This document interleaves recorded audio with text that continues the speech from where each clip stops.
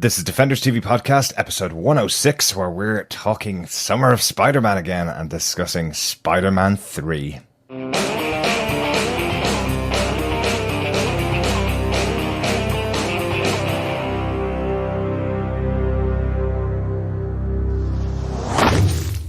Welcome back, fellow Defenders, to our Summer of Spider-Man coverage. We're talking about Spider-Man 3 by Sam Raimi and starring Tobey Maguire. Not at Spider-Man Homecoming just yet, but we will be getting to it very soon. I'm one of your hosts, Derek. Hi, I'm one of your other hosts, John. I'm rounding out the group. I'm your friendly neighbourhood, Chris. He is your friendly neighbourhood, Chris. He is. I know. Yeah, we are back with our third in our Sam Raimi, Tobey Maguire series when we're talking about Spider-Man 3. Yeah, shooting his white webs all over central Dublin. I don't remember that. Oh, I do. Oh dear, it started already. Yeah, Spider-Man Homecoming came out in the cinema last week. We have actually seen it, but we are going to reserve our discussion for that for the next episode, for episode 107 of Defenders TV Podcast. And we're going to go back to talk about the final part of the trilogy of Sam Raimi and Tobey Maguire. Gentlemen, are we ready to get into this? Yes, exit stage left, I think, for Spider-Man 3. Yeah, we did say when we started our Summer of Spider-Man, because of holidays, we started a little bit later than we thought we were going to, and because of holidays, we're kind of have to move around our episodes a little bit, but we will be getting our Spider-Man Homecoming discussion out pretty soon. Absolutely, and of course you can find that on defenderstvpodcast.com/iTunes, or you can search any other good podcast catcher, just search Defenders TV Podcast. And of course, iTunes is now Apple Podcasts. Mm-hmm. So, yes. That's all we have to say about it. That's all we have to say on the matter. Yes. Download your Apple Podcasts app and search for us under Defenders TV Podcast, or Spider-Man, or any of the Defenders. Iron Fist. Almost forgot that there. Iron Fist, Jessica Jones, Luke Cage, or Daredevil, and you will find our podcast popping up in your feed. Just make sure you subscribe. We will be talking about, obviously, the Defenders coming up on August 18th, though. Absolutely. It's coming up pretty soon, guys. Really looking forward to that, too. No, and just think, then we'll also be getting Punisher early next year, if rumours are to be believed. Yeah, there's so much defending to be done. It's great. Looking forward to it. Right, gentlemen. Let's get into this. Yes, Derek. Fellow Defenders, if you may not have understood from the urgency that we are trying to get this one, it is A, because we want to talk about Homecoming so badly, and B, this is almost like that family visit that you have dreaded for months coming, and you have to get it done, and then you have to tell your friends about it. So yes, in the spirit of all things family, let's just get through this and get on to Homecoming. Absolutely. Yeah. Well, like, Spider-Man 3 is just, like, so unfair. Emo John has entered the room. Well, Spider-Man 3 was again directed by Sam Raimi, the man who brought us the last two Spider-Man films. No indication of quality there, unfortunately. It was written by Sam Raimi and Ivan Raimi, his brother, who wrote Drag Me to Hell and Army of Darkness with Sam Raimi.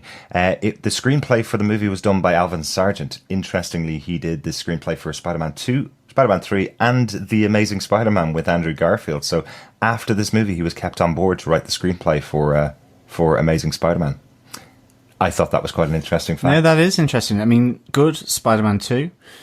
3, well, we'll reserve judgment. And trying to think. I think I remember liking the first Andrew Garfield installment, but I actually really need to see it again, to be honest. And of course, it wasn't just directed by Sam Raimi. There were, however many, 20, 30 film executives involved in the direction and production of this movie.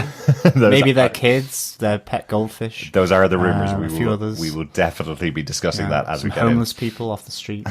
But obviously this movie again stars Tobey Maguire in the role of Peter Parker and Spider-Man. Also stars Kirsten Dunst, James Franco, Bryce Dallas Howard, Topher Grace, Thomas Haden Church. There's lots of people in this movie. And lots of things happening. John, do you want to tell them what they gave us with your synopsis for the film? Sure. Peter Parker, played by Tobey Maguire, and MJ, Kirsten Dunst, seems to finally be on the right track in their complicated relationship, but trouble, of course, looms for the superhero and his lover.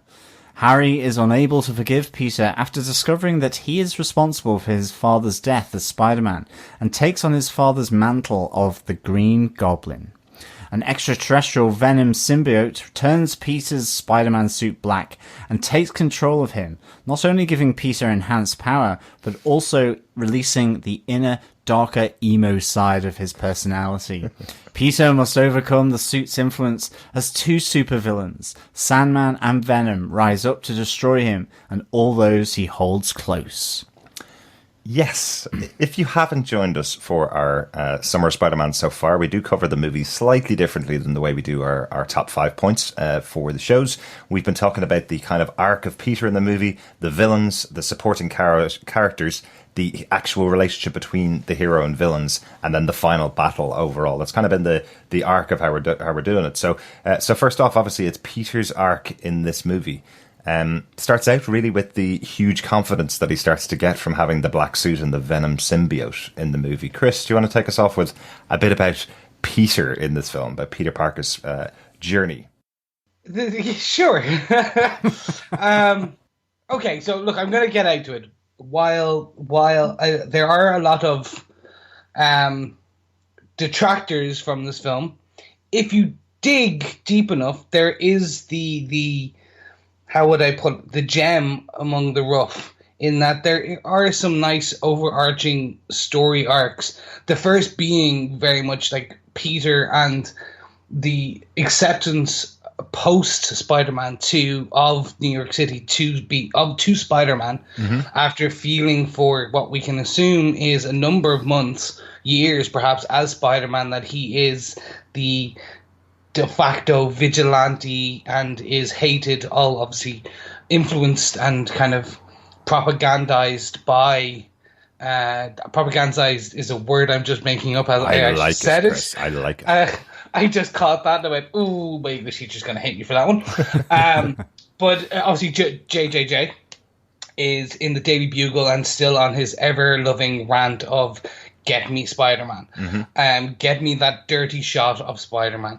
And what we see here is Spider-Man go through, or Peter Parker go through an arc of, it's the rise before the fall. And then what we can assume is some form of resurgence in acceptance by New York City at the end battle. And that's really where it comes from. Like, we can get into the symbiote itself later, because there is a lot more to it in terms of the comic lore, what they changed about the comic lore. Obviously, it just being a suit that he can take off, which is still one of my biggest things about this film. If it lets him take it off, of course. Well, yes, but then, of course, he takes it off 4 or 5 times, and it's not like one of my favorite memories as a child was the animated Spider-Man 90s cartoon, where they actually did it right, where he was able to morph the suit into his old suit. He was able to morph it into standard civilian clothes. He was able to basically, it could take on any shape, and the first shape it took on was the black Spider-Man suit. Right. But he was wearing it at all times, though. He was wearing it at all times. Yeah. It was part of him. It did literally bond with him. And so one of the bits that we kind of, from the comics, right, is that in the comic books, the Fantastic Four, Reed Richard was the one who discovered that the costume itself was actually a symbiote. Right. They had to change obviously because the Fantastic Four is owned by Fox and not Sony. So we got Kurt Connors, which was his second incarnation in this Raimi verse, and was actually originally at one point going to be the villain of this film, which was then held off and put in for what we now know as the Garfield era. Always felt sorry for the actor who plays Dr. Kirk Connors, because it's kind of one of those ones where from the start he's got no arm, he's been in the life of Peter Parker for a little while, and you always feel sorry for him because it's like as if he was promised the role that don't worry, in the future you get to become the Lizard. You know, it's going to be there. Don't worry, we have a big plans for you. And then they just completely sideline him here. No, absolutely. As a kind of a background character, unfortunately. But yeah. One interesting bit, okay? And I just want to kind of get this in now. Mm-hmm. A lot of people felt that this film was left on a what's next. That was originally because there was an additional 3 other films ready and kind of being built out while this film was in production and being released. So there was Spider-Man 4, 5, and 6, which were going to take us. It was going to basically explain some of the things that left at the film. Again, I don't want to. I really should say spoilers, but then no, not really. If you haven't seen it by this point, you're fine. So the death of Harry, the deterioration of the MJ relationship, which we'll get to later. Kirk Connors, actually, tidbit. If you look in the scene where himself and Peter are in the college, not even lab, the college desk, the lecture hall. Right, yeah. There is a lizard skeleton there, foreshadowing it. But anyway, look, so the bit about the confidence the arc I want to get back to on the confidence is that this was, in essence, quite a good story arc. Yep. You do have the drive up for Peter Parker, but it continues, and then there's that flipping point where he gets the suit. The anger is, as they say, magnified. Yeah. His base urges, and we start getting that now infamous jazz singing scene, dancing scene, the walking down emo Peter Parker. We get that, and then that leads to the inevitable fall of who Spider-Man is. Yeah.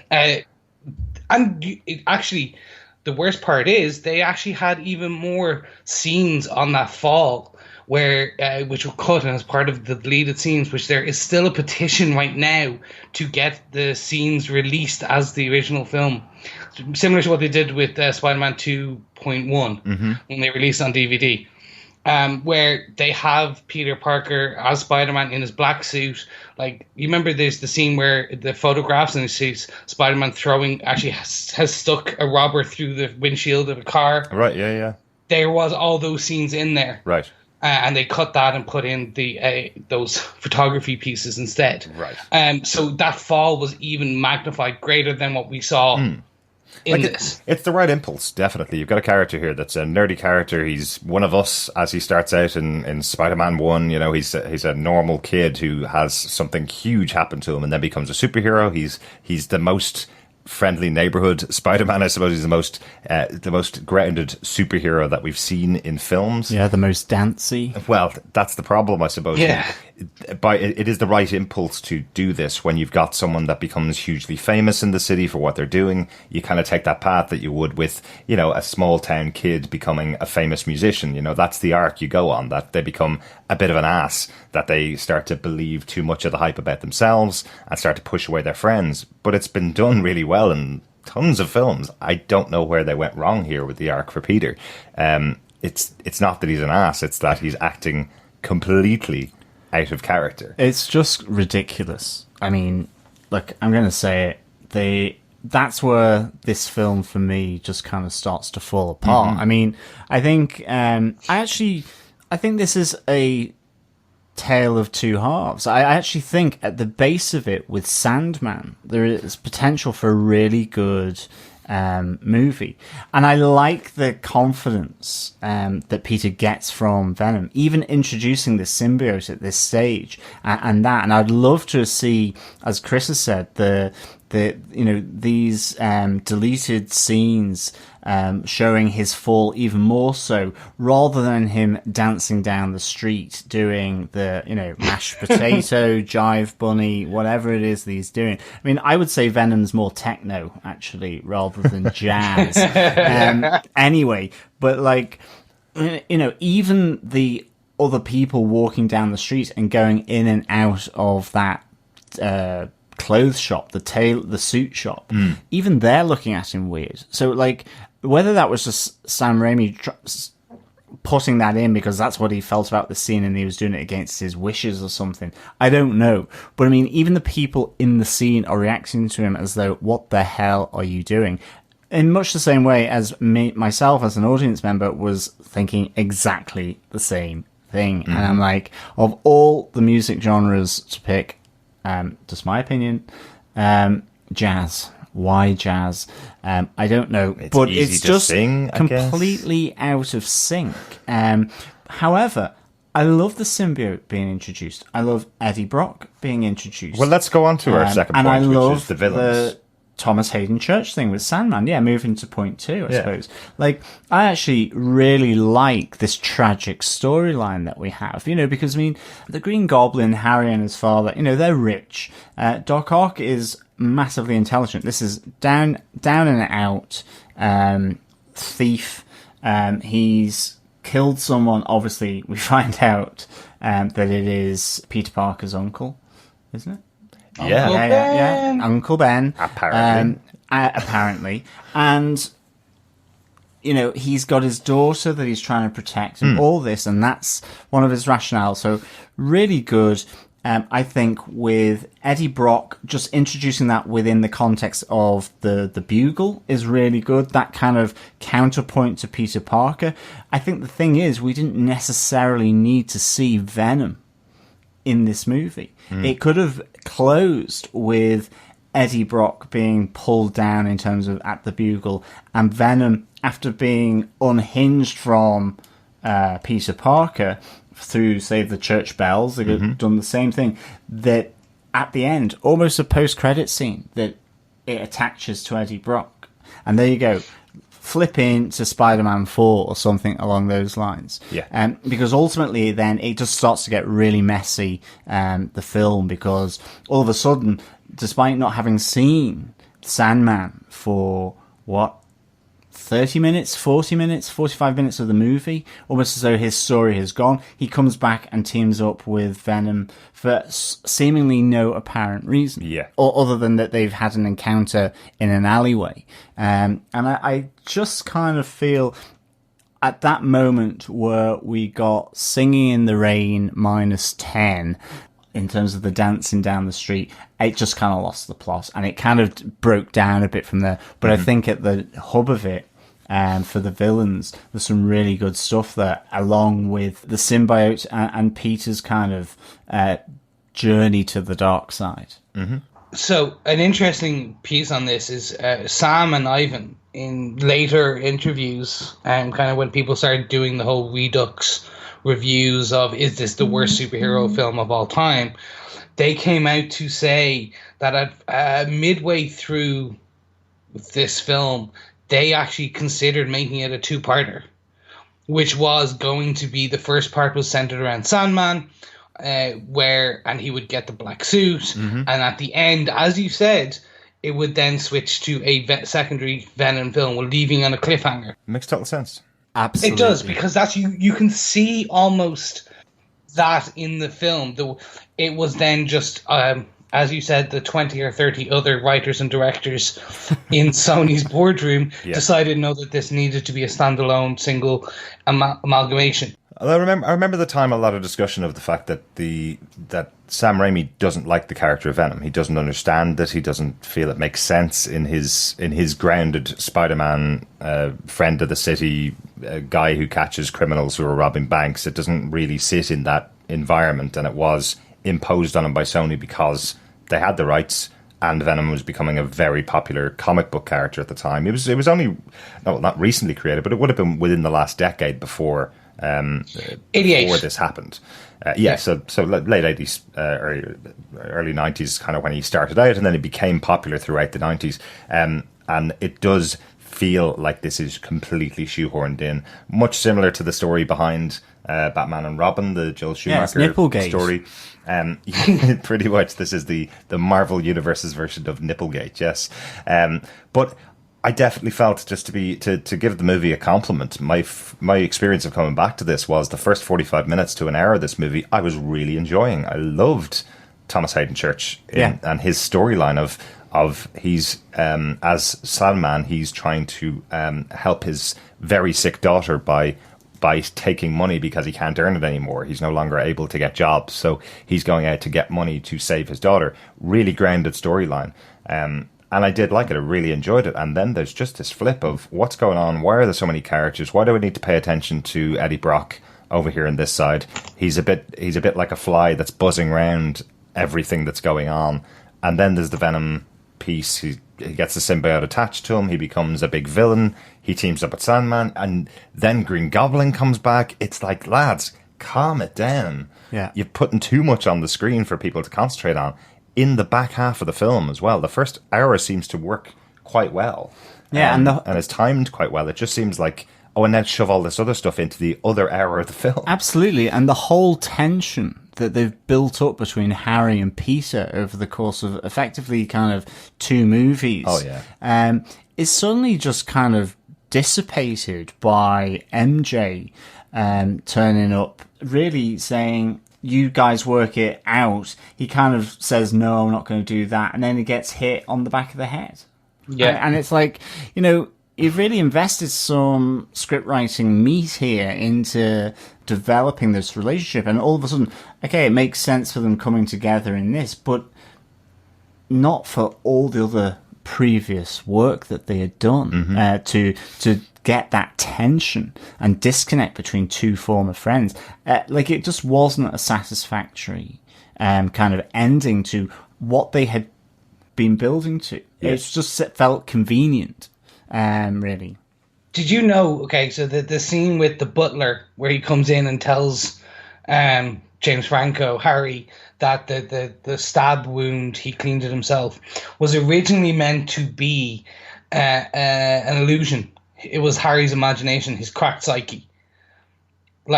So that the butler had left long ago, and it was Harry's good side, his friend of Peter's side, right? Not the crack that had saved, because that's one of the biggest plot holes. It's literally just unexplained. Yep, the butler walks in and he saves the day and brings it to the good side. Also waited 2.5 years to tell his charge that he knew that it wasn't Spider-Man that killed his father. Yeah, that's pretty harsh. Yeah. So this was apparently one of the it was a deleted, or it was either a deleted scene, or it was left on the editing floor, or it was just never explained in the way that Sam and Ivan wanted. Right. That this was what the butler was not like. He was a figment of Harry's imagination, his cracked psyche. It was similar to William Dafoe standing in the mirror talking to Harry, James DeFranco. Right. Just kind of that it was all about his cracked psyche. Yeah. That makes sense then.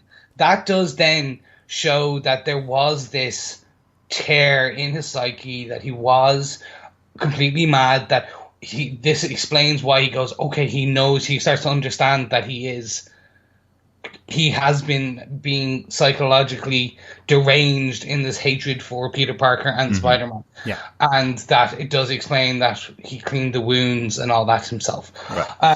But again, alas, that is not what we saw. Yeah, I mean, as always, it's the butler's fault in the library withholding information. I mean, it's an absolute Agatha Christie plotline here. It really is.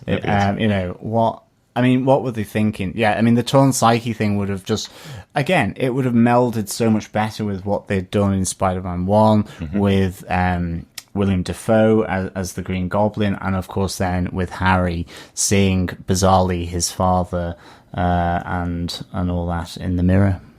Yeah, absolutely. And so just to kind of close out the villains on this point, they treated them with respect, aside from Goblin Jr. Right. Who actually, I'm assuming it was trying to be an amalgamation of the Hobgoblin and Green Goblin, but was really just a Mattel toy line sales bit of having a cool guy on a flying skateboard. Yeah. But Eddie Brock, G.I. Joe. Exactly. But the Eddie Brock Venom, Spider-Man removing the symbiote in the bell tower, it dripping onto Eddie Brock, and he transforming him into Venom. That is ripped straight out of Amazing Spider-Man 300 from the original origin issue in 1988 in May. That is quintessential. I was so happy seeing that on screen. And it's the same with Sandman, with Thomas Haden Church, like the explosion tearing him to bits and like I remember watching the graphics there when for the first time seeing Sandman form himself out of the sand, like that was spectacular to watch. Cool. Yeah, and especially now. Remember, this is about what 2007. Yeah. Like actually at the beginning of 2006. This technology for building someone for CGI from sand was not even built yet. There are stories that they had to put 100 men on this, building the CGI as the film was being filmed. Very cool. Yeah. But it was like, while they made so many mistakes with these villains, they also treated them with an element of respect. Yeah. Big time. In like to the original comic book element. Absolutely. And we have called out the horror moments of Sam Raimi as in the other two films. The moment where Eddie Brock becomes Venom is pretty horrific. It's really well put together. I think it's a really good scene. It's weird that you say that he doesn't like Venom, actually, because for me, just the whole sort of tortured soul kind of within the confines of the symbiote and just the horror that Venom can bring. It's surprising that Sam Raimi isn't a fan. I found when you said that, actually. Yeah. It feels like that's part of what Sam Raimi brought to the movie version of the character. The comic book character he is almost like a laughing villain in the background, just wants to kill everything in sight. There doesn't seem to be much character behind the Venom comic books, at least at this time. This idea of him being on Eddie Brock, who is just another wimp, effectively, in the city and is being overrun by the Venom character, that seems to really have come from the films, almost, to me anyway. I don't remember a huge amount of the Venom character being explored, really, by this stage. In early, well, see, there was whole other lore. So the rumor that Sam Raimi disliked Venom, I should put to bed. That was originally done because they wanted this big reveal at San Diego Comic-Con, I think, when they first did the first teasers. So he basically said, no, he didn't like Venom. He didn't like Venom, and all the press stories, Venom would not be in this. And it was a build-up to the reveal. What Raimi has since said, he did not like the idea of Venom at the beginning in terms of putting him in a cinematic universe or a cinematic screen. And then as he read about the characters, the influence, the driving forces, he did actually come and see the strength behind Venom. I'd say he hates him now. He killed his career. Oh, now, yeah, exactly. Now he does. But Venom actually is a complex character, and I could speak hours about it. Like, there is one where Eddie Brock and there's a recent early 2000s run on Venom. It's not actually Eddie Brock. Like, it's convoluted, the whole symbiote story, but there is some good stuff there. But overall, look, I think I could speak for hours on these villains. So I think it's best we move on to the supporting characters. Yeah, let's get on to supporting characters. One that's always made the list of the supporting characters has been Harry Osborne, obviously, in the last couple of films. We've talked a lot about him already, but one thing we didn't really talk about is him getting knocked out and losing his memory and becoming best friends of Peter and MJ again. That is the weirdest, most soap opera written scene I have seen in a long time, especially in a Hollywood film. It's a telenovela. It really was, yeah. It really is. It wasn't something that I was expecting to do with the character. Get them back to become friends again. Yeah, okay, that's a standard hero arc, to get them back being friends again. But having a knock on the head to lose your memory and then fall back in to your old friendships, yeah, it was just a terrible choice for the character. And then to do exactly as you said, John, to have him get his memories back and then be convinced really quickly by MJ that no, you need to go and take care of Peter. Yeah, it was just a terrible arc for the character. Yeah, again, it just is unnecessary and it adds more weight to this film that it didn't need to carry. Yeah. Yeah. What about MJ? Lean, mean filming machine, really. Yeah. What about MJ? So MJ's character in this movie. I feel really sorry for her character, actually. I just think the journey that Kirsten Dunst had to go through with MJ is just must have been brutal as an actor. I just think it's really sort of wishy-washy, really. I think it's kind of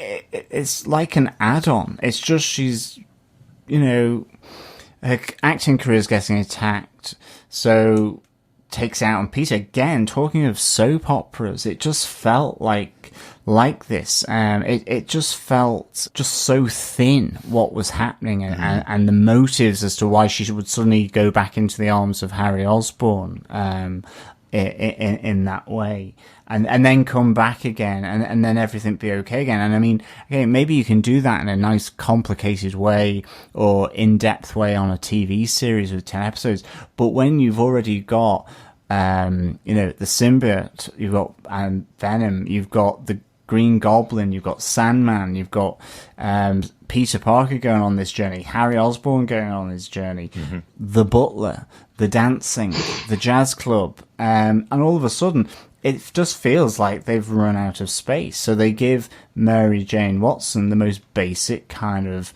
on-off switch to do various things, and I felt really sorry for this character.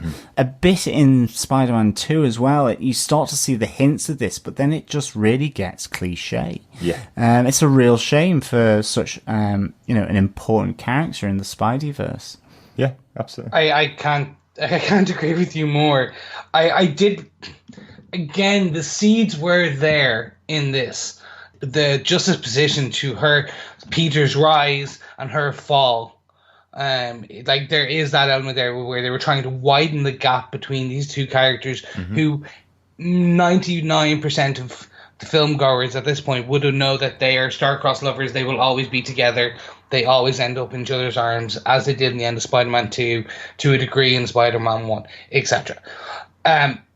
They messed this up. Yeah. Like, it's the only way.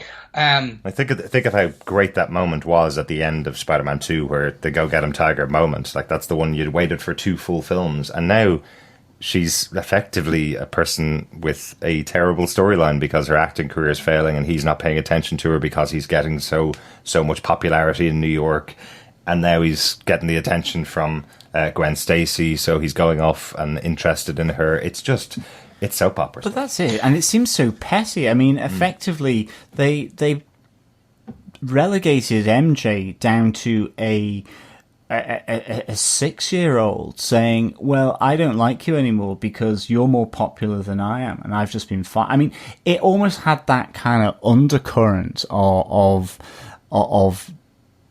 depth to it, and it was a real shame. Yeah. So again, this is the shoehorning effect.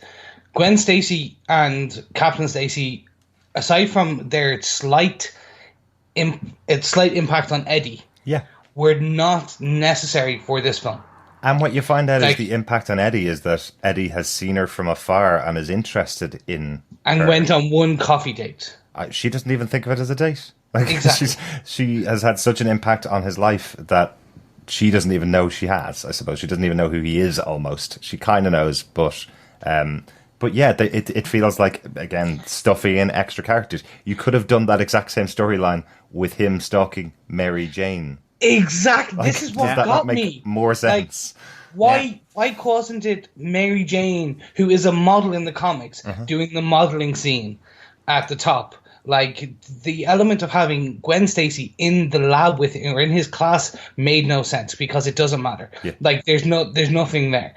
Like, having MJ being the model, being successful, but having more, the two are the success of Spider-Man and the success of Mary Jane. Basically, they come to terms with it at the end of Spider-Man 2. So why do you need to then diverge them again? Yeah. Why not, like, have that stalker? She is now a star. She has a stalker. That is Eddie Brock. Yada. That's the Eddie Brock part. And then you got MJ's rising star, Peter, continuing to miss things, and the engagement falling apart. That could be your storyline. That could be your arc for MJ, where but then at the end, what we get is, and that is not even a cough chorus. It's basically the little engine that could. Right. You get this build up, And then we see her walking away from the grave, where we're back to at the beginning, not even with the, oh my God, touching the lips moment at the end of Spider-Man 1. They are basically relegating it all the way back to Spider-Man, pre-Spider-Man 1, where she does not notice or care that much about Parker because of all this. And this is where, again, I understand that they had this potentially in Spider-Man 4, Spider-Man 5, the arc would be fulfilled and they would be back together. But for the sake of destroying a central character to Spider-Man lore, it made no sense. Yeah. And actually, speaking of destroying a central character, like, they did nothing with Aunt May in this one.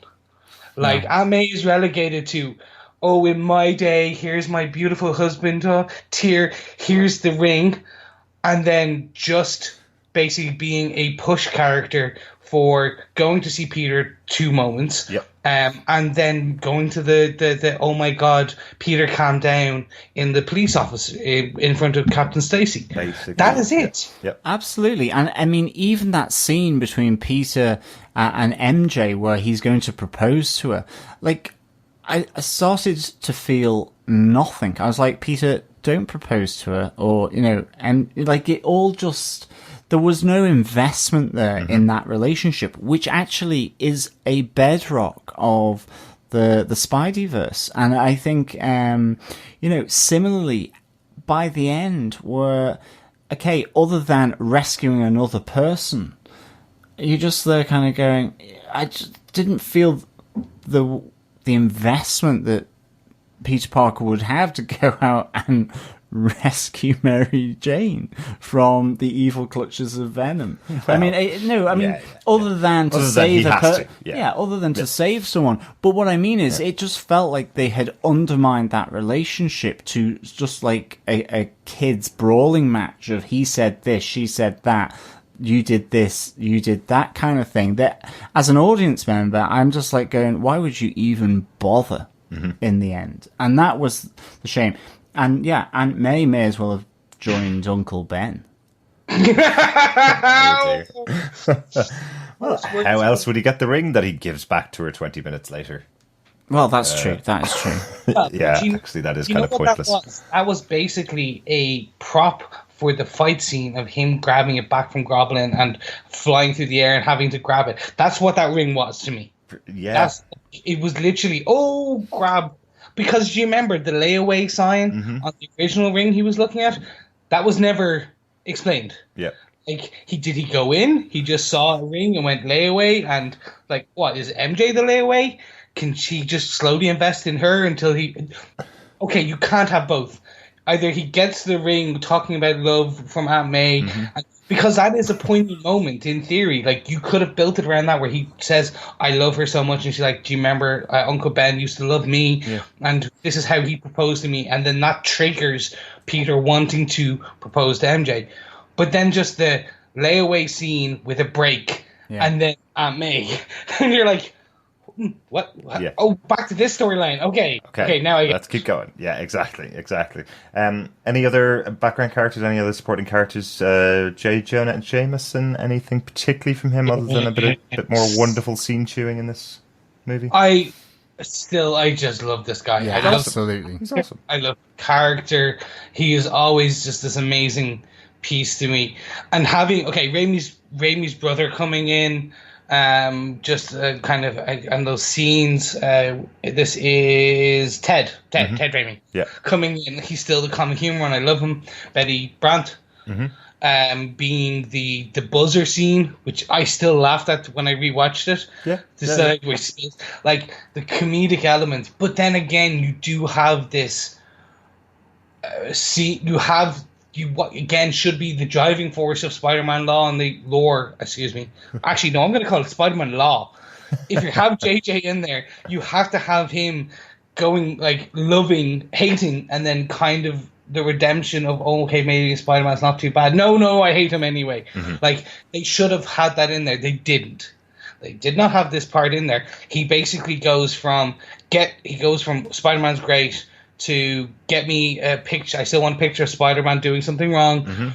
And then it cuts to basically him at the final battle paying a kid $150 for a camera.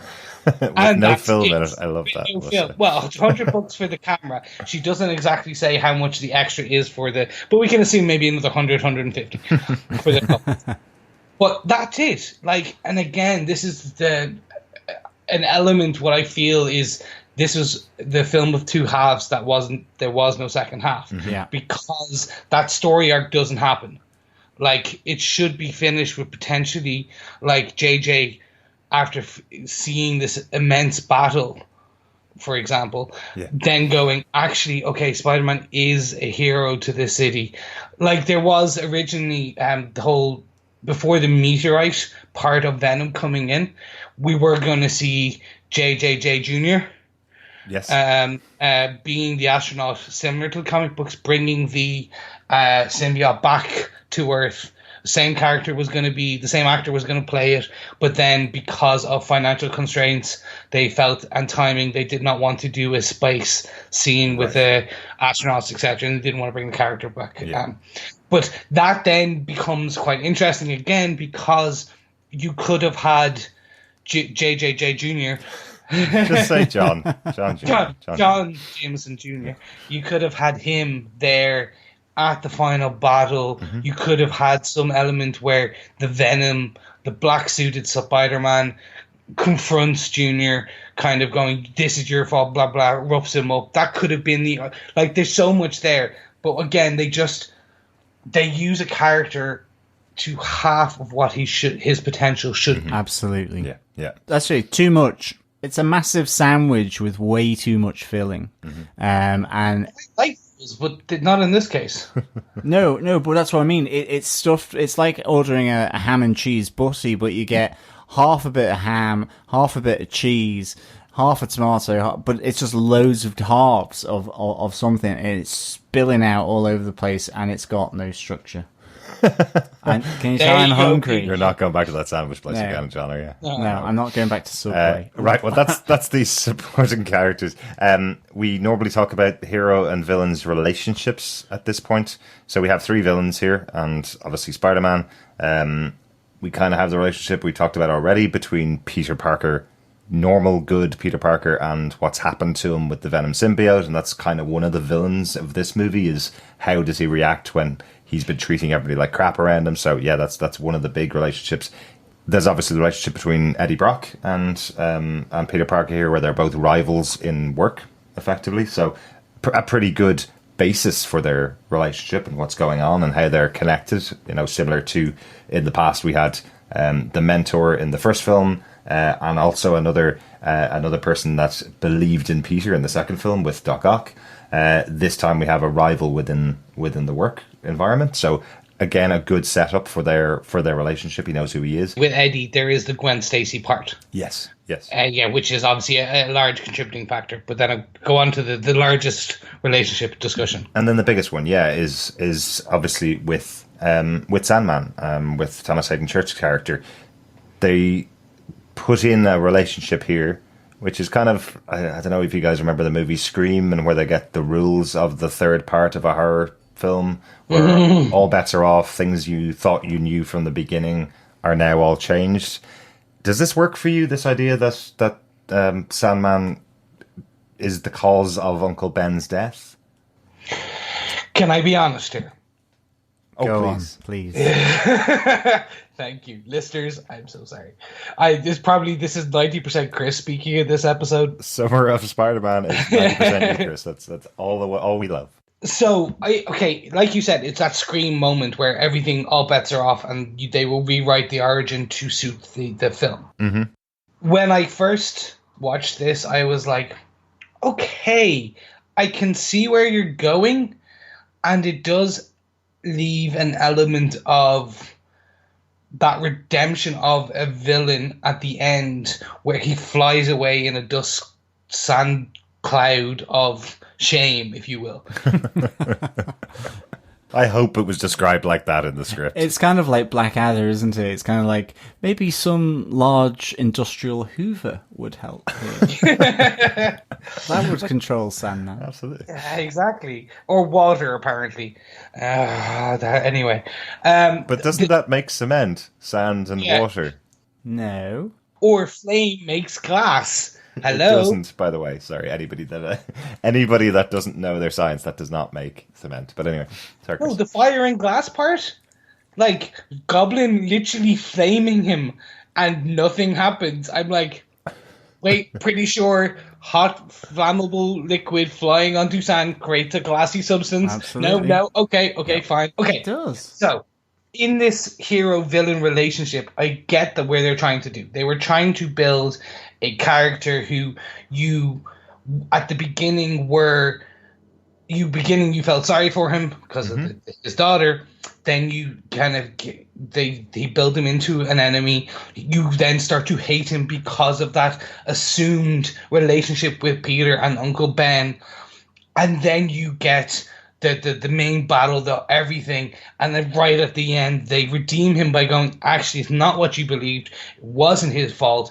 Then Peter forgives him, and it fades to black. Mm-hmm. Again, if that is your plan of doing so, you cannot take that central character out of the film for like an hour across a 2-hour film. Absolutely. You need more kind of character development, essentially. I have more of a base problem with this, to be honest. And my base problem is this is what propelled Peter Parker to become Spider-Man, the protector of the innocent, is that he caused the death of his uncle. This is the origin story that drove him to do it. Effectively, by putting this character as the cause of Uncle Ben's death and not Peter Parker, he has absolute right to go, okay, well then maybe I'll just go and make money and wrestle now in the ring and just make money with these superpowers that I have. It's taken away the whole with great power comes great responsibility, because he hasn't learnt that lesson because he wasn't responsible for the death of his uncle. So they've overwritten this whole piece completely. That was so important to the character in the first film, just to shoehorn in a connection between Sandman and Peter. Completely. I would say it's a complete misstep in terms of what they're trying to do. And again, it's really indicative that this film just seems to be scenes that are pasted together rather than any real rationale for them actually being connected in some ways. And this is not one of them. You know, in terms of that connection to Sandman, just that whole plea that he makes about his kid and so on. Now, within the context of him killing Uncle Ben, you didn't need Uncle Ben to be there. You could have had that tale of woe and all that, this idea that, you know, he was trying to help his kid and he's just gone down the wrong path. Yeah. And that kind of connection, you know, Spider-Man would understand that. He'd probably, you know, still sling him up and still cart him down to the NYPD.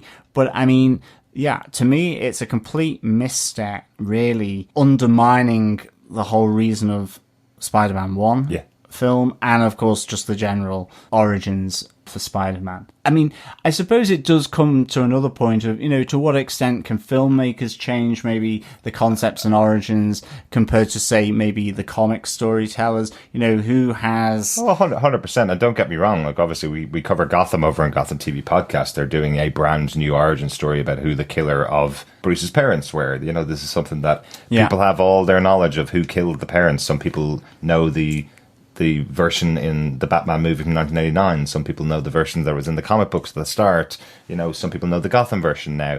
There's loads of ways to do this. This was a terrible idea. No, absolutely. Idea. I mean, in a sense that it can be either or, to be honest. Yeah. But this didn't fit. Yeah, exactly. Like, it has to fit. Quite a bit of this. And it's quite interesting that this is a trilogy with the same writer involved and same director involved from the start and same company involved and same actors involved. And this was the decision they made to rewrite their own history, effectively. So that's where I suppose I have a bit of a problem with the heroes and villains relationship in the movie, among some other problems. Anything else on that particular point, Chris?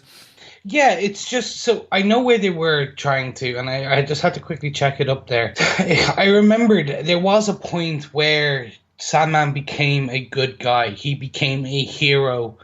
He fought with Silver Sable. He was even pardoned by the president in the comic books.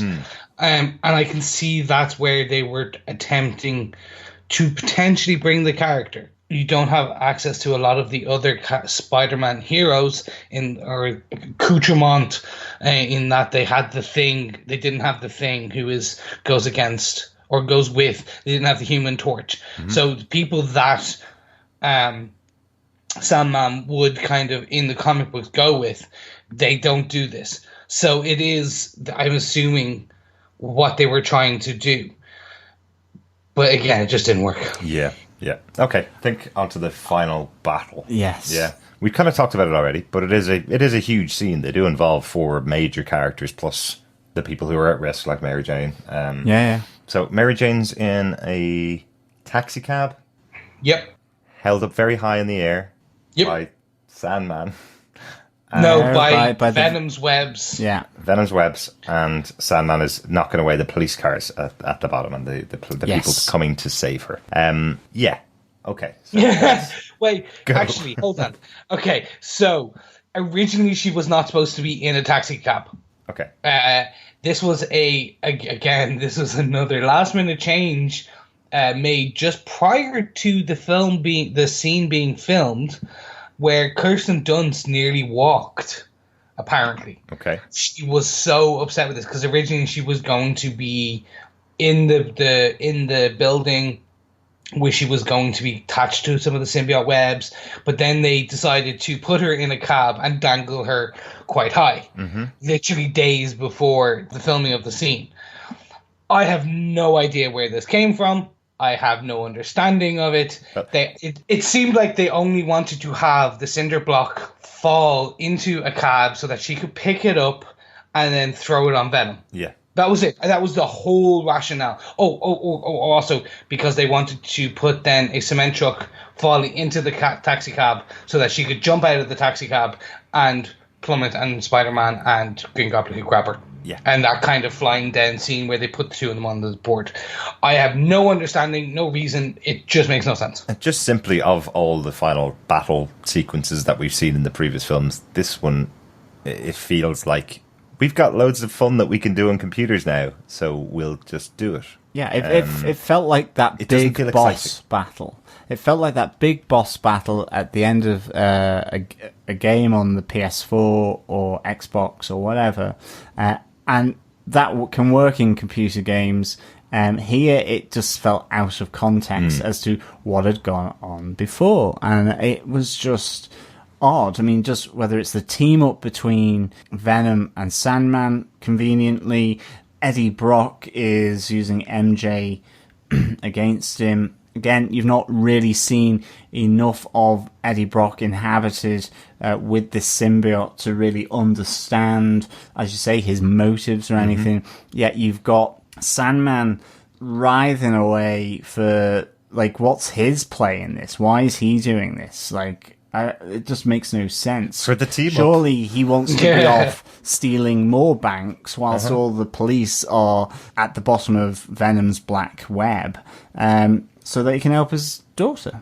Like, I mean, it just makes no sense that they've drawn these characters and then, like, taken them in weird ways because they've just not had room to really explain why they've ended up there. And that's I know why we keep saying this, but this is a long film as well. There's a lot of screen time here that they could have done things with the characters. Yeah, it's a bit like a jazz riff. It goes on forever. Jazz is my least favourite form of music, just to get that out there. So having Mary Jane as a jazz singer in here and the jazz dance sequence, it rubbed me up the wrong way for years. Anyway, that's kind of it. That's kind of our top 5 points to discuss about this movie, I think. Eek. Couple of notes as usual. Obviously, our cameo notes. One of the standout moments, really, for me in the film is Bruce Campbell's cameo as the French maitre d' of the restaurant where Peter's going to propose to Mary Jane. I just really like his moment. It's a much more caring cameo that he has in this particular scene than he's had in any of the previous films. And him trying to do a French accent is always hilarious. Oui, oui. Yes. We do have our Stanley cameo. Obviously, this time he's giving advice to Peter in Times Square. He's not saving anybody this time. But, absolutely. But a nice speaking of wee, it is reported that Topher Grace didn't drink any water during his breaks because he couldn't use the bathroom with his costume on. Nice facts there. Wee. Oui, oui. I'll run through a quick few of them, just ones that I love. So, to be fair on Thomas Haden Church and Topher Grace, Thomas Haden Church worked out 16 months to get his physique for this film, which probably he only used for 20 minutes of screen time in actual non-CGI. And Topher Grace did a 6-month back-to-back to get that Venom under prosthetic look that he had. The photograph of Mary Jane is back again in this film beside the police scanner, the one that he took in the science exhibit in the original Spider-Man, which is a nice call over from the last two films. I've talked about the early draft had John Jameson Jr. from Spider-Man 2 returning. I still think that would have been better use of the symbiote, the introduction of the symbiote. Yeah. The one I did like, which is quite interesting, during the scene in JJ's office, a newspaper on the background read, Doc Ock still at large. Interesting. Very cool. So fake news bugle, fake news. Exactly. They also do not mention the black hole in the middle of the river, but let's not bring that point back. That's on the other end of Manhattan. Do you think Topher Grace then was he got his Marvel production abs then? Possibly. To a degree. Yeah. Because this was the introduction of Marvel-esque abs. Yeah. Which I always... And do you think he felt like Ned Flanders in his ski suit when he put on the Venom? It was like him feels like I'm wearing nothing at all. Nothing at all. Love it. And to close off, this is actually, and thank you guys, one of you guys actually brought this up and I didn't know about this, because this was an element when the Ultimate Marvel Universe had been born. So they did actually combine the characters of Eddie Brock from The Amazing Spider-Man, the obsessive journalist, the one we know from 1988, and the Ultimate Eddie Brock, who's this skinny young man with a crush on Gwen Stacy. They brought them together. And this was only done to present Eddie as the anti-Peter Parker, the shadowy version, where the jealousy that Peter's kind of, and the yin to Peter Parker's yang, right, if you will call it that. Did we miss anything, listeners? Let us know in the comments of our Facebook group, of course. Yeah, definitely, yes. Go over to facebook.com/groups/Defenders TV podcast and come say hi. Yeah, always good to have you join us there. Don't think we missed anything much on the notes. We were pretty negative on this one, but I think it's time to get onto our defense. John, do you defend Spider-Man 3? Do I have to go first? Yeah, I mean, what a tangled web it wove, really. I give this 2.5 dodgy emo jives out of 5. Unfortunately, I don't defend this. And I say that with a lot of pain, actually, because I think at its heart, there is something I really can latch onto. It's just too much is added, whether it's storylines, mini arcs going on left, right, and centre, the dropping of characters like Sandman almost halfway through, popping up again, the undermining of Peter's rationale for becoming Spider-Man, the treatment of MJ. I've not even mentioned Gwen Stacy, and it's mainly because I'm just like, why? Because there's almost, why is she even in this? All of these things, I think, unfortunately hide a nub that could have been a really good movie and could have focused on, Harry and Sandman, introduce the symbiote, but leave that for another film. Introduce Eddie Brock, but and play with that. But instead, it really does get caught in its own web, I think, on this one. So, sadly, no, I don't defend Spider-Man 3. Right. Okay, Derek, I'm going to leave my own personal views to the end. So I'm going to ask you, do you defend this film, Spider-Man 3? Oof, yeah. I have not watched Spider-Man 3 since I saw it in the cinema. I bought the box set of the Spider-Man movies, and I am well known for watching movies back to back, especially in series. I will watch the first to the third of pretty much every single trilogy, no matter what it is, whether it be the Star Wars prequels or any other trilogy from horror movies to comedy movies. This is one I've avoided going back to because I had such bad memories of it. And sadly, they weren't... The memories were better than the experience of watching this movie again. As I said, I started out going, oh, maybe my memories were wrong. Maybe I'm going to enjoy this more when I'm older now. Maybe I have a different opinion about this. Maybe I was wrong. That all got turned on its head after 45 minutes of this film, and the film became a mess. It felt as if everybody who's been signed up to the movies, from Tobey Maguire to James Franco and Kirsten Dunst and Sam Raimi, those four central people that have been involved since the beginning of the movie, since the beginning of the series, it felt as if they were all going, we're done now, we're out, and we're going to shut down this franchise and walk away from it. There's no other explanation to me as to why each of them would put in such poor performances and do such a bad job on the screenplay. With Tobey Maguire doing his dance sequence, with Kirsten Dunst acting like a 6-year-old, with James Franco doing the knock on the head acting, with the mess that is the number of villains that are in this film from under Sam Raimi's watch. It just feels like everybody was committed to delivering as bad a movie as they could get away with and still make some money out of, so they could all get out of their contracts and walk away happy. That's kind of what it felt like. And it's really sad because I liked all of these actors. The only person that really has still maintained their career after this movie is James Franco. Drag Me to Hell is one of my favourite horror movies, but it's still a low-budget horror movie, and that's the only big credit that Sam Raimi has had after this film. And given how high everybody was on Sam Raimi after Spider-Man 1 and Spider-Man 2, it's a real shame that his legacy has been tainted by this film, in my view. But that's part of the reason why I feel he did it on purpose to get out of the contract, sadly. But that's my feeling. Don't defend the movie. Don't recommend it. Chris, you are a Spider-Man fan. You are the reason for the Summer of Spider-Man. What's your feeling on Spider-Man 3? Do you defend it? Guys, I don't like being negative, and I feel like in this episode of our podcast, I have been, and yes. So basically, no, I do not defend this. This is the worst Spider-Man film in the history of cinematic Spider-Man films, and I am counting the 1970s TV pilot. Now, okay. Bear with me, and it's barely there, right?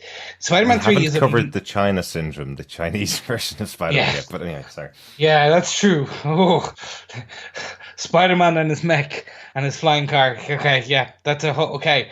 I may have to retract part of my statement. There's a bottom tier. Okay, This is a pyramid. We have Spider-Man 3, Amazing Spider-Man 2, Spider-Man 70s, and 70s Japan. 80s Japan Spider-Man at the bottom. We then have Spider-Man 1 with Tobey Maguire and Amazing Spider-Man 1, and then we have on the pinnacle at this pyramid right now of me recording this podcast before we talk about other things. You obviously have the Spider-Man 2 that is there, right? But taking it back, Spider-Man 3 is just messy. That's the best way you can kind of portray what this is. It had too many ideas, too many characters competing for space. And the unfortunate thing, when you try and turn a film into a competition, there is no winner. Like, that's the truth of it. No one's actions from a character development point of view made sense. The villains, heroes, police chiefs, weird old man who probably was Osborne's butler, but no one actually has said so. They never called him a butler. He never said yes, master, or anything that would illuminate to being a butler. No. But saying that, the potential was there for two really good, if not great, films. If you had have built this out, you could have potentially made two great Spider-Man 3, Spider-Man 4 films. There's just a lack of depth to a degree. Like, the character development, the plot points were not thought out. If anything, the Harry Osborn arc, which has been building for 3 films, could have been made satisfyingly ended. You could have felt a tearjerk when they lost Harry at the end. Yeah. If anything, you get okay. And that's basically like what I felt. Yeah. Another grave scene. Okay. Oh yeah, exactly. You don't get the MJ, Harry, Peter love triangle, friendship triangle arc. The two conflicting elements of Spider-Man and Green Goblin being there, fighting and tearing this triangle apart, and circle of friends. It's just it's a loss to the film, and I mean that in the best way. But I still think there was some nuggets of. There is, for all the dancing, jazz scenes, walking down emo Peter Parker's, there is that one beautiful scene where, for example, you get the redemption of Peter's arc.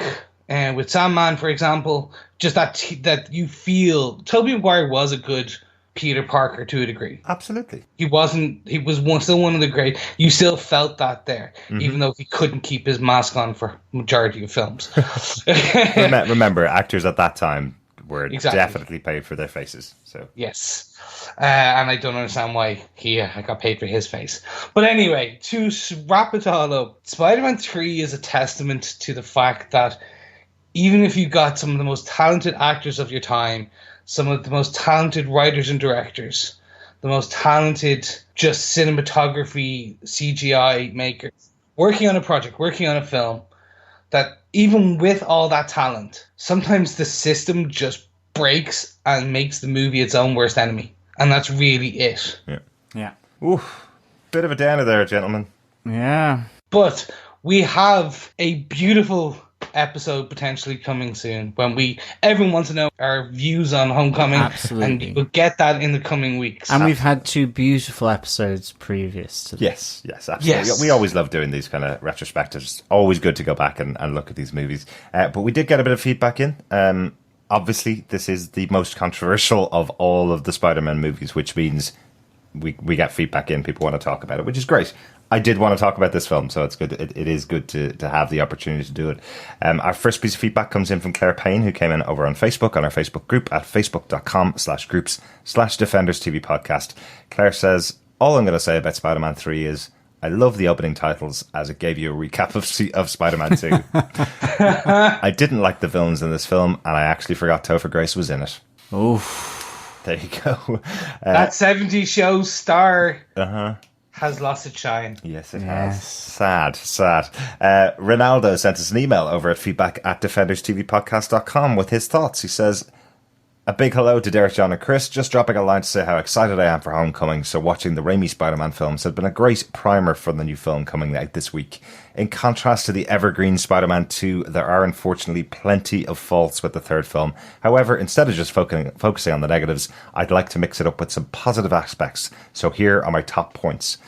Firstly, Sandman. I really like Thomas Haden Church as Flint Marko, aka Sandman. He's an innately likeable actor, and this translates to his portrayal. I could easily have had a third film with him as the sole villain. The fact that he's had such bad luck evokes sympathy and more so that with the relationship with a sick daughter. The birth scene of Sandman was a great scene as it encapsulates the love Marko has for his daughter and the motivations he has for surviving for her. Also, how cool was to see Sandman in action on the big screen. You know, we did say it. Absolutely. Sandman, totally great. Yeah. Particularly those scenes, those early ones in the film. Really, really good. That formation scene, just beautiful. Definitely. The grabbing of the locket. Yeah. Agree. Ronaldo goes on to say, too many cooks. Trying to wrap things up whilst introducing two villains was always going to be a hard task. There's just too much happening, and within the first 10 minutes of the film, we're introduced to Harry, Green Goblin, Flint Marko running from police, and the symbiote falling from the sky. Just too much spread too thin. Would have loved no Venom or Black Suit at all. The Harry plot and Sandman would have been sufficient, but the studio obviously had other ideas. Next point, Mary Jane. I really enjoyed Kirsten Dunst's performance as well, with Parker so self-absorbed and ignorant to how MJ is feeling. Dunst really does invest a lot of emotion in the role, and as weird as it sounds, it's great to watch. Okay. Yes, Kirsten Dunst is a fantastic actress. Mm-hmm. Just don't agree it's great to watch the MJ scenes. Just because it does, as we've kind of previously talked about in this podcast, there is an element of telenovela. Ronaldo goes on to say he likes Spider-Man's ego in the movie. It's a great tool in the writing to drive the wedge between Peter and MJ and at the same time make you feel less empathetic for him. It's established from the very start of the film, and I remember when first watching the movie going, geez, Parker's a dick. I wasn't as connected to Parker than I was in previous films, and this was furthered when Parker donned the black suit. Spider-Man and Uncle Ben. This doesn't happen in the comics, and to me, it kind of wraps things up in a bow and is a bit too convenient. After MJ opens up to Peter to tell him how thoughtless he's been, i.e. kissing Gwen and thinking only of Spider-Man, Peter has a brief realisation of how self-centred he's been. Then in the next scene, he returns to his self-absorbed ways after hearing the news of his uncle's death. Think he would have learnt. Yeah, I agree that the whole idea of Sandman and Uncle Ben being involved is just way too much. With no power comes no responsibility. There you go. That is what we're going to say for the tagline of this film. Amanaldo has some basic notes about the film. He says the symbiote thought it looked really cool and exactly how I imagined it would be. The Harry versus Spidey fight. How long are the alleyways in New York? It does seem to go on for miles, doesn't it? J. Jonah Jameson, probably obvious, but J.K. Simmons owns J. Jonah Jameson. Always funny and engaging whenever he's on screen. Love the banter he has with Miss Brandt, especially with the pills. Love that too. Yeah, really good. Ray says the Spider-Man team up. If anything, one great thing to see is Spider-Man team up with Harry to defeat the film. It's the bread and butter stuff for any fan of Spidey who's read the comics. Spidey team up on screen was cool, and it's one of the things I'm looking forward to in Homecoming. Interesting. Peter Parker's emo dance. While I appreciate Raimi's corny humour and there are plenty of funny moments in the film, it's better in small doses. The musical number was just way too long and way too cringeworthy. I think we've talked enough about that, haven't we? We don't know whether we're laughing with them or at them. I was slitting my wrists, I think. Moving swiftly on. Pretty poor. And finally, Ray says, there are plenty of points to unpack in this one. Needless to say, it's not as strong as the first two films. If it was to do without the symbiote and somehow only focus on Sandman and Harry, I think it would have made a big difference to the film and the reaction it ultimately received. In any case, we have Spider-Man Homecoming to look forward to, and with Shocker, Vulture and Iron Man thrown in the mix, I hope it doesn't fall for the same traps as Spider-Man 3. Finally, he says, I appreciate the purpose of Peter Parker being established as a little self-absorbed in order to set up what's to come with the symbiote and for Peter Parker to ultimately be redeemed. I still maintain, however, that by making the protagonist unlikable, there is a risk that the viewer becomes not as invested in the movie as a whole, and I think that's mainly the reason why the film struggles. Thanks so much for those thoughts, Ronaldo. Really well thought out, and as always, if you want to come and join the podcast and send us in a voicemail version of this, we could just play it. Just go through our website over at defenderstvpodcast.com, send voicemail version. You've always got some great points for us. Love hearing from you. Absolutely. And I absolutely agree. The concept of having your main character so unlikable for the movie and adding in so many extra things going on in the movie really doesn't give you a focal point as an audience member. So yeah, probably does take away a lot of the enjoyment. Big time. Yeah, Ronaldo, I agree with majority of what you say here. Unfortunately, just the MJ bit, no, didn't work. And the Spidey team-ups, while I agree with you that Spidey team-ups in the comics are great, the one here is not to my liking. On that bombshell. On these notes, thank you so much, as always, fellow Defenders, for joining us for this episode. We will be covering more of Spider-Man as we go through the months in between now and the Defenders on the 18th of August. The biggest one, obviously, is Spider-Man Homecoming has been released. It is out in cinemas right now. I'm not going to spoil anything, but go see it. Absolutely. Because we will spoil everything on our next podcast. Michael Keaton. Well, go see it, because then you're going to be able to listen to our podcast. If you don't go and see it, you will not be able to listen to our podcast review, which will be coming out hopefully later on in the week. We'll be recording it in a couple of days' time, so it'll be very close to this podcast. We're not going to have a gap of an entire week waiting for the next to come out. Make sure you subscribe to the podcast so you get that over on defenderstvpodcast.com/iTunes. Absolutely. Jamie Bell was excellent as Spider-Man. Sorry, Tom Holland. Yeah. Tom Holland. That's it. You could also find us on any other good podcast catcher by looking for Defenders TV Podcast in any of the search engines. Yeah, or pop on over to Apple Podcasts and search Defenders TV Podcast. Please subscribe to listen, and if you are in such a generous mood, of course, you can always leave a review to tell us how we're doing. And of course, yes, come over to the Facebook group and join us, comment, discuss, share over at facebook.com/groups/Defenders TV Podcast. So there you go, webheads. We are finished with the Raimi verse. We were moving on to the MCU, and bring it on. It's a homecoming of a homecoming. Mm-hmm. There we go, gentlemen. With a home run thrown in. Or is it? Thanks so much for joining us. We will talk to you again next time. Absolutely. I'm off to listen to hours and hours of jazz. Thank you, as always, for listening. And we'll speak with you again soon. See you soon, guys. Bye. Bye. Bye. Bye.